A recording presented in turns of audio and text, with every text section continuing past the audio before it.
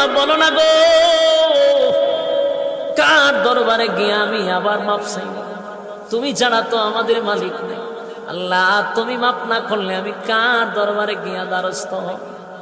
আর আমার মতো গুনাহগারে যদি মাপ না করে জাহান্নামের আগুনে জ্বালাও, বলো না তোমার কি ফায়দা হবে? তোমার কি লাভ হবে? এইভাবে 40 দিন টানা কান্না শুরু করছে। কানতে কানতে কানতে চোখ দিয়া পানি পড়ে না, এখন রক্ত পড়ে। এমন কান্না কানছে রে, এমন ভাবে তওবা করছে, তওবা করতে গিয়ে আমার মালিক নিয়ে তো খুশি করা করছে। কালতে কালতে কঙ্কাল হয়ে গেছে, চোখ দিয়া পানি পড়ে না, এখন রক্ত পড়ে।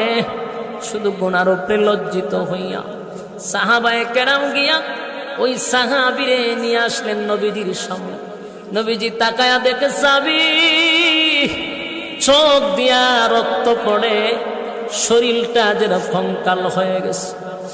আল্লাহর নবী তাকায়া দেখে যেই মাত্র সাহাবী নবীর সামনে হাজির, শরীরটা তো অর্ধেক কঙ্কাল হয়ে গেল, চোখ দিয়া রক্ত পড়তেছিল, আর শরীরে শক্তি নাই, কথাও বলতে পারে না।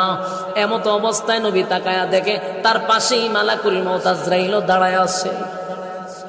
কি বুঝলেন? নবীজি অবাক হয়ে গেল, এই সাহাবীর পাশে তো মালাকুল মউত আজরাইল দাঁড়ায় আছে। আল্লাহর নবী সাহাবীরে জড়ায়া ধইরা বলেন, সাহাবীরে আমার আল্লাহ তোর প্রতি বড় খুশি। এমন আজরাইল, মালাকুল মউত আজরাইল বলে, নবী গো, আমি আসছি আপনার এই সাহাবীকে নিয়ে যাওয়ার জন্য। নবীজি সাহাবীরে জড়ায়া ধইরা কান্দে আর বলে, সাহাবীরে কান্দিস না, আমার আল্লাহ তোর প্রতি খুশি হয়ে গেছে। এই মুহূর্তে মালাকুল মউত আজরাইল তোরে নিতে আসছে, জীবনের জন্য দুনিয়া থেকে বিদায় হয়ে যাবে। ওই সাহাবীর মনের মধ্যে কষ্ট নাই,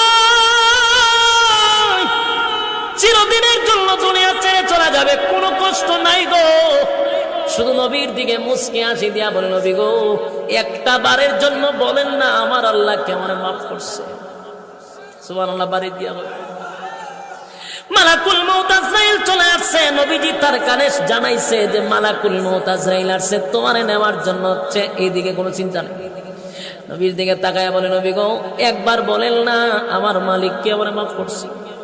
আল্লাহর নবী বলেন, সাহাবীরে তোর জীবনের সমস্ত গুনাহ আমার আল্লাহ মাফ করে নিষ্পাপ বানায়া দিছে। সাহাবী বলে, আমার আর কোনো দুঃখ নাই, আমি যাওয়ার জন্য প্রস্তুত। সুবহানাল্লাহ।